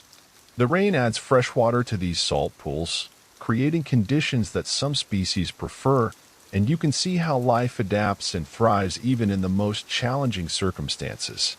A lighthouse appears on a headland, its white tower standing stark against the gray sky. The light sweeps steadily across the water, visible even in daylight, a beacon of safety and guidance for mariners caught in the rain and mist.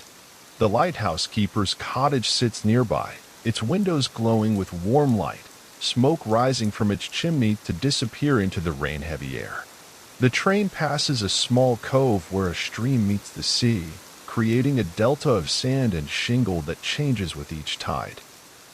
The rain has turned the stream brown with runoff from the hills, and it creates a plume of discolored water as it flows into the sea.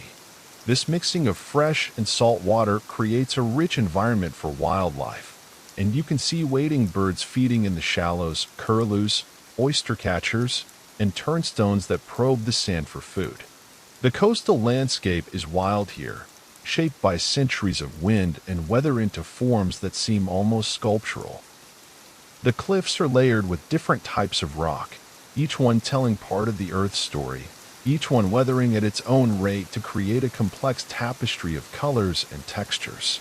The rain has intensified these colors, bringing out the reds and purples and grays that lie hidden in dry weather.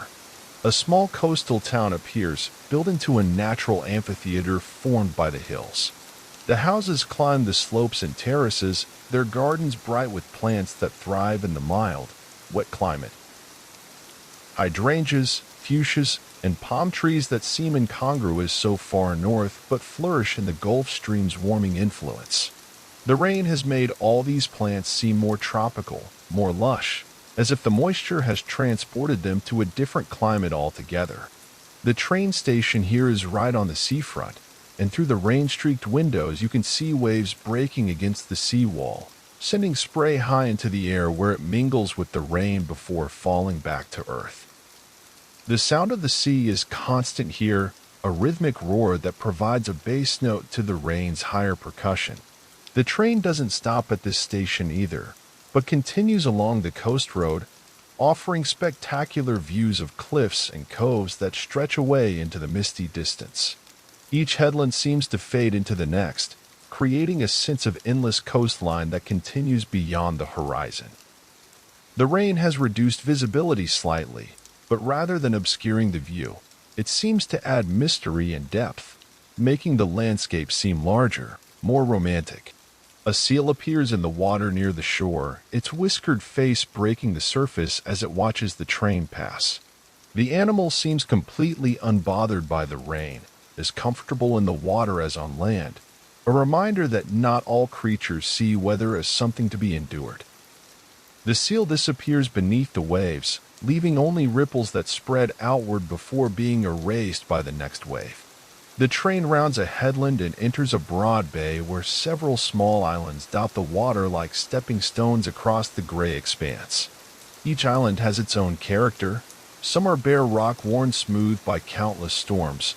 Others support small colonies of seabirds that wheel and cry above their nesting sites. The rain has made the water between the islands seem particularly dark and mysterious, as if it holds secrets in its depths. A fishing fleet works in the bay, the boats moving slowly through the rain as their crews tend their nets and lines.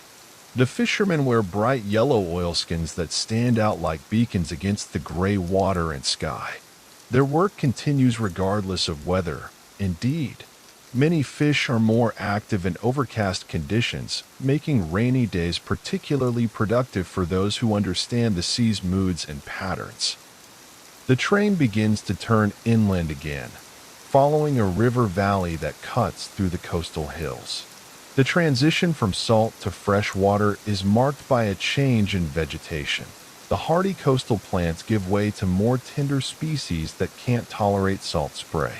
The rain has made everything extraordinarily green and lush, creating a tunnel of vegetation through which the train passes like a capsule through a living world. A small market town appears in the valley, its buildings clustered around a market square where a few hardy vendors continue to trade despite the rain. Their stalls are covered with colorful tarps that create bright pools of red, blue, and yellow against the gray stone of the surrounding buildings. The vendors and their customers move with the unhurried pace that rain encourages, taking time to chat and laugh despite the weather. The town's church sits on a small hill overlooking the market square, its spire pointing toward the gray sky like a stone finger. The building is medieval, its walls built of local stone that is weathered to a beautiful honey color, its roof steep and slate covered to shed the frequent rain. The churchyard is peaceful, with ancient yew trees providing shelter and creating deep shadows even on this gray day. Beyond the town, the landscape opens up into broad agricultural land where the rain has brought out the geometric beauty of the farming pattern. Fields of different crops create a patchwork of greens, the pale yellow-green of winter wheat, the deeper green of grass pastures, the blue-green of turnip fields. Stone walls and hedgerows divide these fields into regular patterns that speak of centuries of careful husbandry. A flock of rooks rises from a newly plowed field, their black wings stark against the gray sky. They circle once before settling in a nearby copse, their harsh calls adding a wild note to the peaceful scene. The field they've left shows the dark furrows of recent plowing, the soil rich and black with moisture, ready for the seeds that will be planted when the weather clears. The train passes a series of farm buildings. Barns, stables, and equipment sheds that speak of a working landscape where agriculture continues much as it has for generations. Modern machinery sits alongside traditional stone buildings, creating a pleasing blend of old and new that speaks to the continuity of rural life. The rain has washed everything clean, making the buildings seem fresh and well-maintained despite their obvious age. A small wood appears alongside the railway, its trees creating a dense canopy that filters the rain into a gentle mist.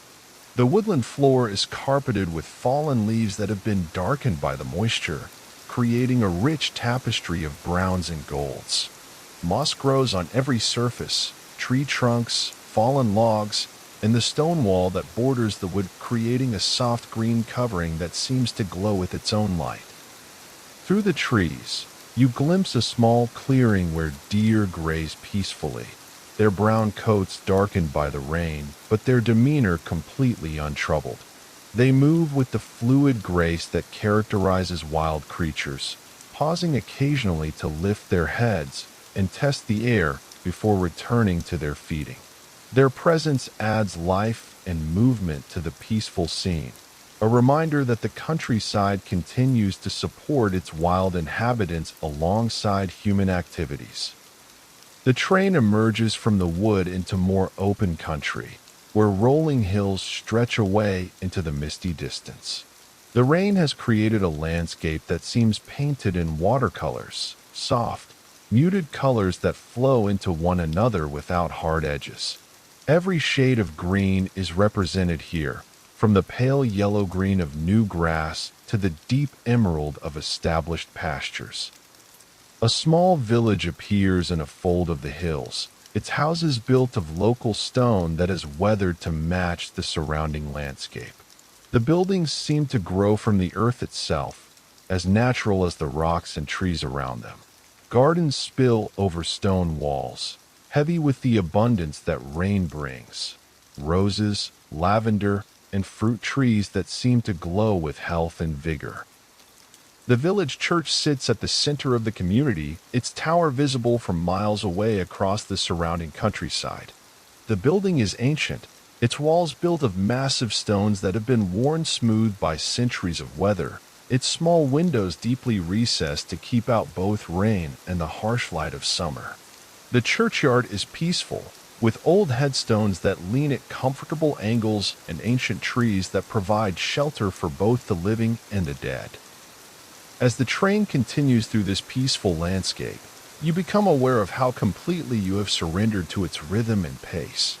Your breathing has synchronized with the wheels on the tracks, your heartbeat seems to match the rain's percussion, and your thoughts have taken on the same unhurried quality as the passing scenery. There is nowhere you need to be except here, nothing you need to do except observe and absorb this moment of perfect tranquility. The rain continues its gentle fall, washing the world clean, making everything fresh and new.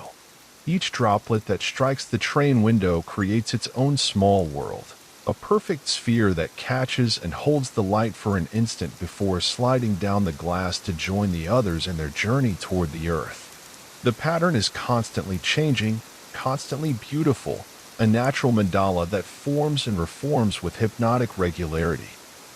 Your journey through this rain-blessed landscape continues, each mile bringing new scenes of quiet beauty, each moment a meditation on the simple pleasure of being present in a world made perfect by rain. The train rocks gently, the rain falls steadily, and you rest in the knowledge that you are exactly where you need to be, traveling at exactly the right pace through a countryside that reveals its secrets slowly, generously, to those who take the time to truly see.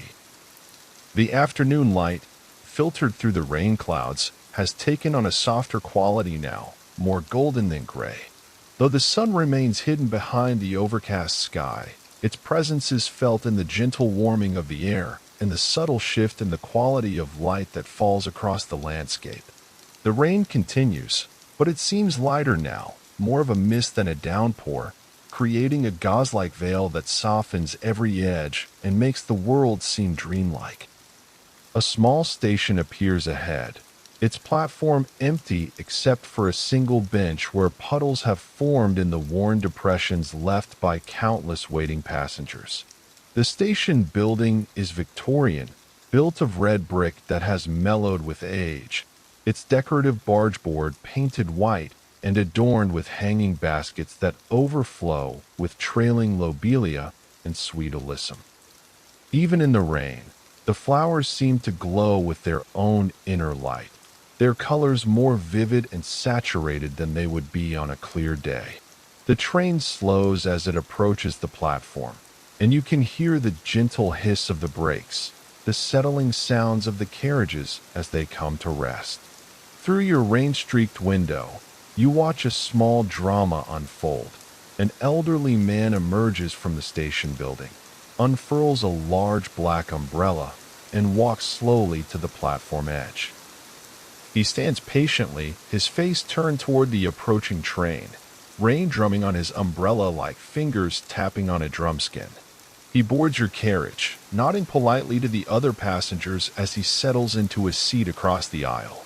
He carries with him the fresh scent of rain and the outdoors, and the sound of water dripping from his coat onto the floor creates a gentle percussion that blends with the rain on the roof. He pulls out a well-worn paperback book and begins to read, completely absorbed in his story, seemingly unconscious of the weather or the journey ahead. The train begins to move again, pulling away from the small station with its patient platform and flower-filled baskets. As the countryside resumes its slow parade past your window, you notice how the changing light has transformed the colors of the landscape. The greens seem deeper, richer, as if the rain has washed away a film of dust and revealed the true intensity of the grass and leaves beneath. A river valley opens up to your right, broader and more meandering than any you've seen so far. The water moves slowly here, dark and reflective as polished obsidian, its surface dimpled with countless raindrops that create an ever-changing pattern of circles and ripples. Cattle stand belly-deep in the shallows, some drinking, others simply enjoying the coolness of the water on their legs and the gentle massage of the current. The train follows the river's course for several miles, sometimes close enough to hear the gentle lapping of water against the banks, sometimes climbing higher to offer panoramic views across the entire valley. Each perspective reveals new details. A heron standing motionless among the reeds, a kingfisher's electric blue flash as it darts along the water's edge, the gentle splash of a fish rising to take an insect from the surface. A small ferry crosses the river at a narrow point, operated by an ancient chain mechanism that allows the ferryman to pull his craft from one bank to the other. The ferry is tiny, barely large enough for a car and a few passengers, but it has probably been operating at this crossing for centuries, providing a link between communities that would otherwise be separated by the water. The ferryman works steadily despite the rain, his movements economical and practiced, born of long experience with weather and water. The village on the far side of the ferry crossing is picture-perfect, with thatched cottages lining a single street that curves gently between gardens overflowing with rain-soaked flowers. The thatch has darkened with moisture, creating beautiful patterns where the water runs down the carefully laid straw. Roses climb the cottage walls, their blooms heavy with collected raindrops that make them seem even more perfect, more jewel-like than they would be in dry weather. A small tea shop sits at the center of the village, its windows glowing with warm yellow light and steamed with condensation from the heat within. You can imagine the scene inside. Locals and visitors gathered around small tables, sharing conversation and afternoon tea while the rain drums gently on the roof above. The thought of hot tea and warm scones fills you with a sense of contentment, even though you're perfectly comfortable in your train seat with the rain creating its own soothing soundtrack. The train begins to climb again, following a valley that narrows as it rises into higher country.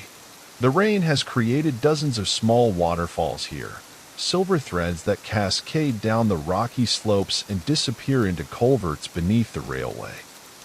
The sound of falling water becomes more prominent, creating a constant whisper that speaks of the endless cycle of evaporation and precipitation that keeps the landscape green and living. Ancient oak trees line the upper reaches of the valley, their massive trunks and spreading canopies speaking of centuries of growth in the sheltered place. The rain has darkened their bark almost to black, making the deep furrows and ridges more pronounced, more sculptural. Moss and lichen cover every available surface, creating tapestries of green and gray that seem to glow with their own soft light. A small chapel appears in a clearing among the oaks, its stone walls so weathered and moss-covered that it seems to have grown from the earth itself. The building is ancient, probably Norman or even earlier, its small windows deeply recessed and its roof covered with stone tiles that have been shaped by centuries of weather. A thin stream of smoke rises from a cottage nearby, suggesting that someone still tends this remote place of worship, keeping alive traditions that stretch back through the mist of time. The train crests the hill and begins its descent into a different kind of landscape, broader, more open, with rolling downs that stretch away to the horizon.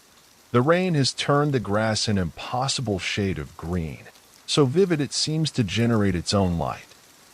Sheep graze across these vast pastures, their woolly forms scattered like white stones across the green canvas. their movement creating constantly changing patterns that never repeat. A chalk horse appears on a distant hillside, its white outline carved into the green turf by ancient hands for purposes now lost to history. The rain has made the chalk seem even whiter, more stark against the vivid green of the surrounding grass.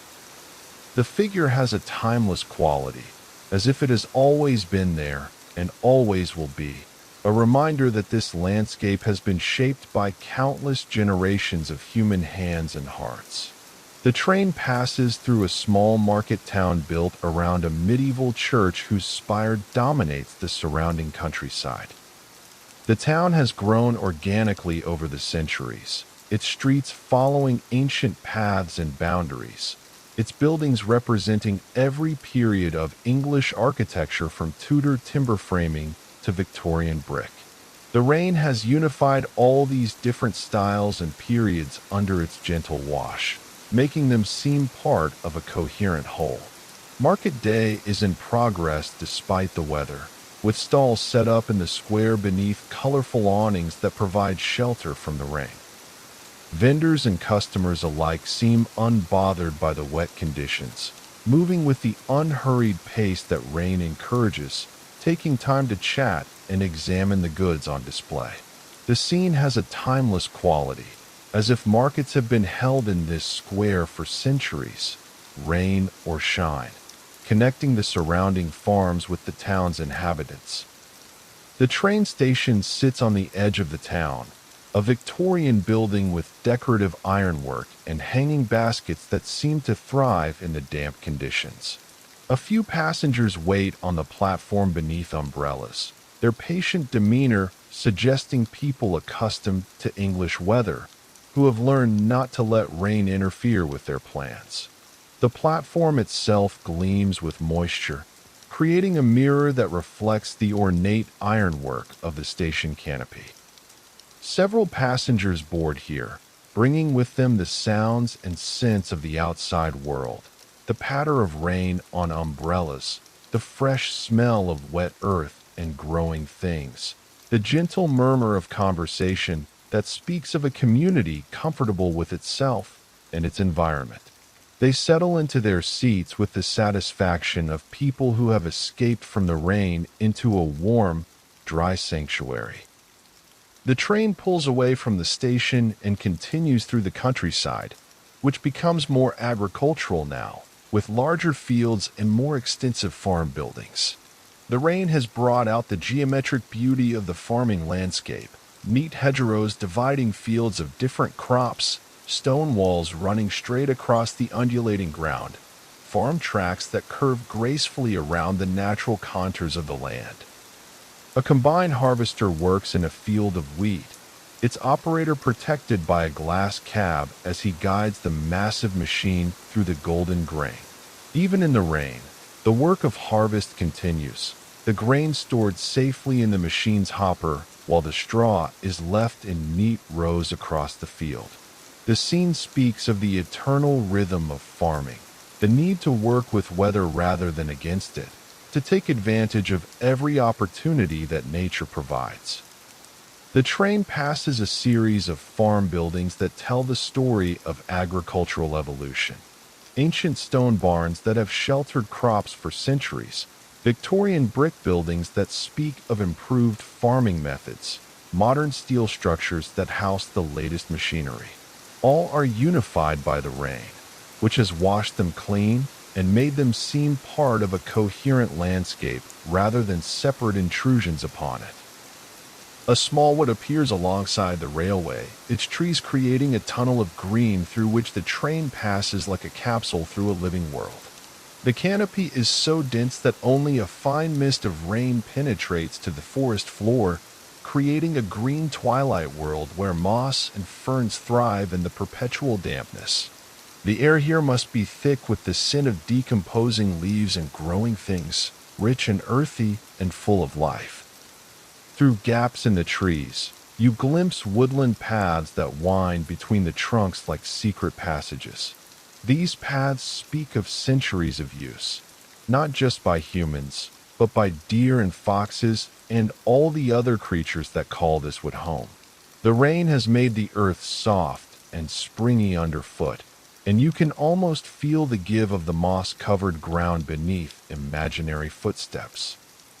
The train emerges from the wood into a landscape of small fields and ancient hedgerows, where the pattern of agriculture has remained unchanged for centuries. Each field tells its own story, some showing the stubble of recently harvested grain, others green with grass that will feed cattle through the winter months, still others plowed and ready for next year's crops. The rain has intensified the colors of all these different stages of agricultural life, making each field seem more vivid, more purposeful. A flock of starlings rises from a recently harvested field, their wings creating a dark cloud against the gray sky before they settle in a nearby copse. Their movement is fluid, almost like smoke, as thousands of individual birds move as one organism. The sight is both beautiful and slightly mysterious, a reminder of the wildlife that continues alongside human activities, adapting to and benefiting from the changes that agriculture brings to the landscape. The afternoon light continues to evolve, becoming softer and more golden as the day progresses toward evening. Though the rain continues, it seems gentler now, more of a fine mist that settles on everything like a benediction. The air itself seems to sparkle with moisture, creating a soft focus effect that makes the entire landscape seem dreamlike, ethereal. A small village appears in a valley ahead, its houses clustered around a village green where ancient oak trees provide shelter and continuity. The houses represent several centuries of building styles: Tudor cottages with timber framing, Georgian houses with elegant proportions, Victorian villas with bay windows and decorative eaves. The rain has unified all these different periods under its gentle wash, making them seem part of a harmonious whole. The village church sits slightly apart from the main settlement, on a small rise that gives it prominence over the surrounding countryside. The building is medieval, its walls built of local stone that is weathered to a beautiful honey color, its tower square and solid, built to withstand centuries of storms. The churchyard is peaceful, with ancient yew trees creating deep shadows and old headstones that lean at comfortable angles, as if they too are resting in the rain's embrace. Children play in the village school playground despite the rain, their bright raincoats and Wellington boots creating splashes of color against the gray day. Their laughter carries on the damp air, a sound of pure joy that speaks to the resilience of youth and the ability to find pleasure in any weather. They seem completely unbothered by the rain, treating it as just another element of their play rather than an obstacle to be overcome. The train continues through this peaceful countryside, each mile bringing new scenes of quiet beauty. A stone bridge spans a small stream, its single arch reflected perfectly in the dark water below. A farmhouse sits in a fold of the hills, its windows glowing with warm light and smoke rising from its chimney in a straight line before being caught by the wind. A field of horses stands patiently in the rain, their coats darkened with moisture but their demeanor completely untroubled. You notice how completely your body has adapted to the train's gentle motion. Your breathing has slowed to match the rhythm of the wheels on the tracks, your heartbeat seems to synchronize with the rain's percussion on the roof, and your thoughts have taken on the same unhurried pace as the passing landscape. There is nowhere you need to be except here, nothing you need to do except observe and absorb this moment of perfect tranquility. The elderly gentleman across the aisle turns a page in his book, the soft rustle of paper adding another gentle sound to the train's quiet symphony.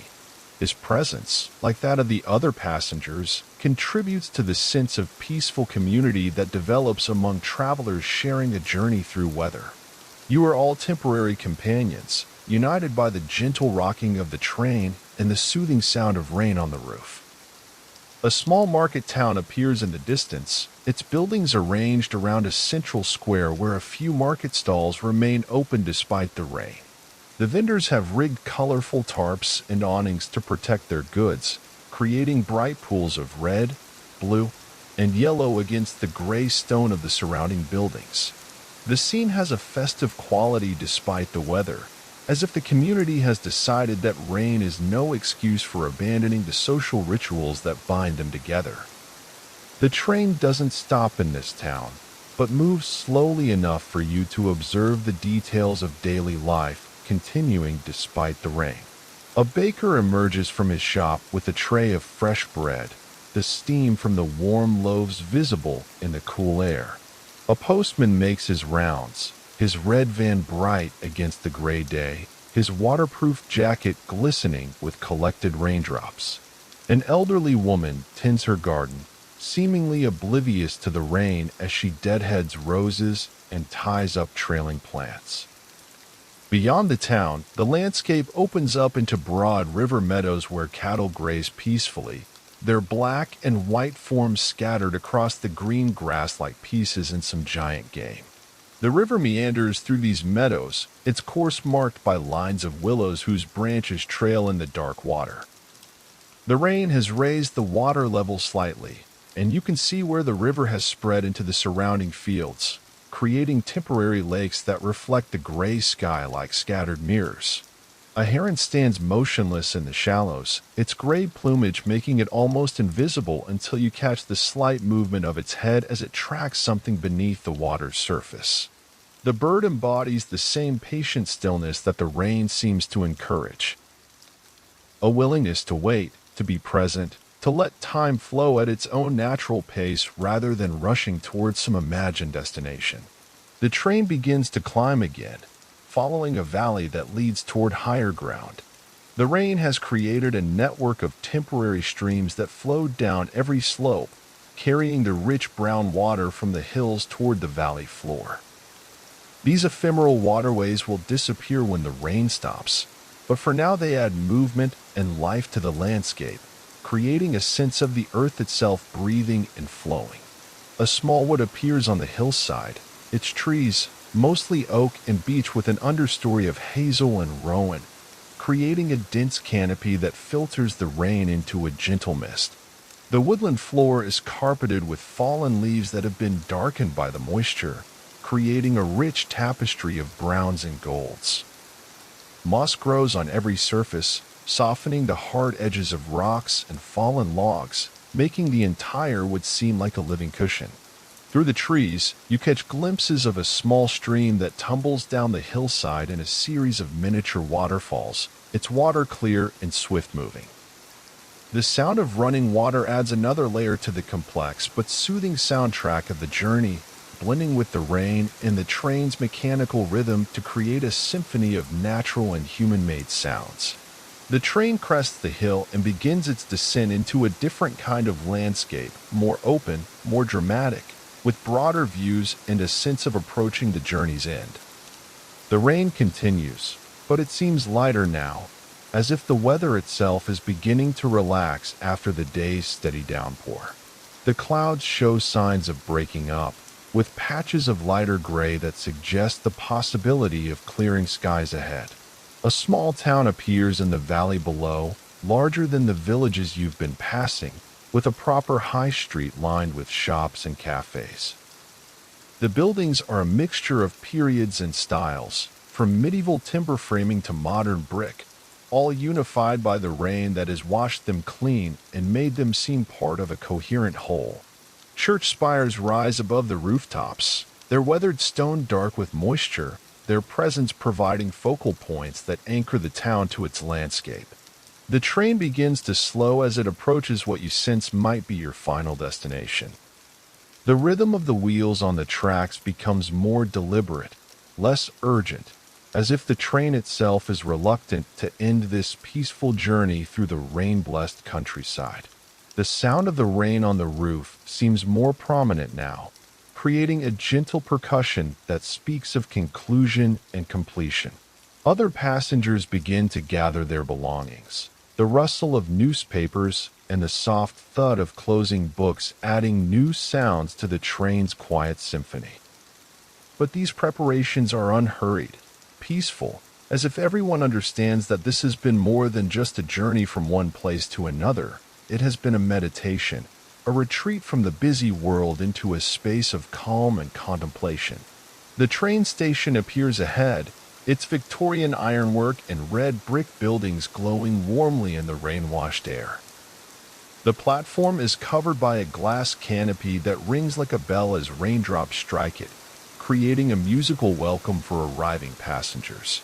A few people wait beneath umbrellas, their patient demeanor suggesting locals accustomed to English weather, who have learned to find beauty in rain rather than mere inconvenience. As the train comes to a gentle stop, you remain in your seat for a moment, reluctant to break the spell of peace and tranquility that has enveloped you during this journey.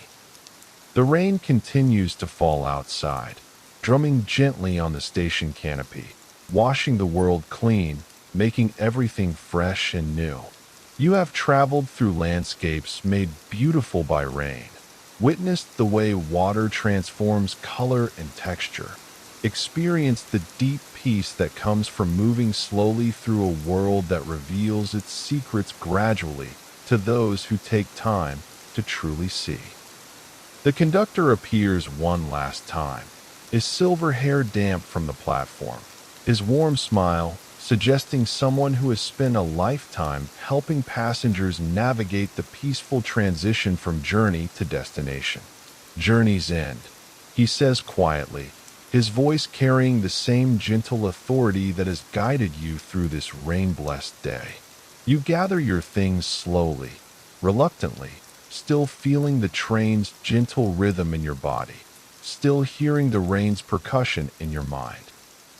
As you step onto the platform, the rain greets you like an old friend, cool and fresh on your face, carrying with it all the scents and sounds of the countryside you've been traveling through, the rich earth, the growing grass, the ancient stones, the flowing water.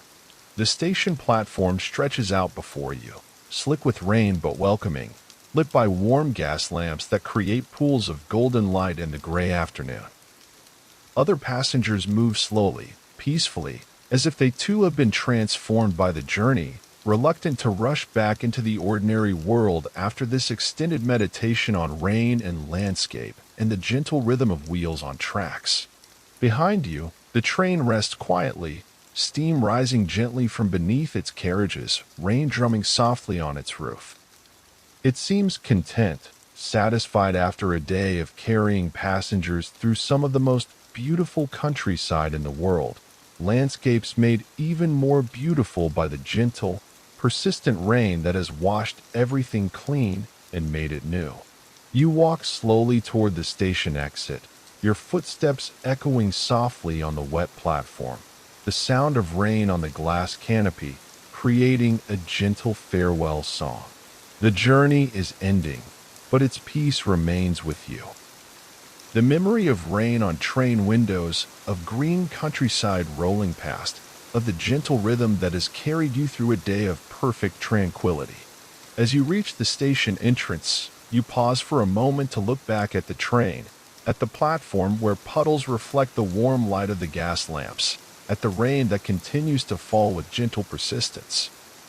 You carry with you the deep peace of the journey, the memory of landscapes transformed by rain, the understanding that sometimes the most beautiful experiences come not from rushing toward a destination, but from allowing yourself to move slowly, gently, through a world made perfect by something as simple and profound as falling rain.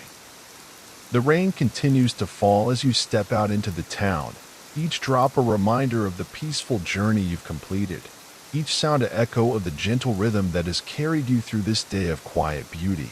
And somewhere behind you, the train prepares for its next journey, ready to carry other passengers through the same rain-blessed landscapes, offering them the same gift of peace and tranquility that comes from moving slowly through a world made beautiful by rain.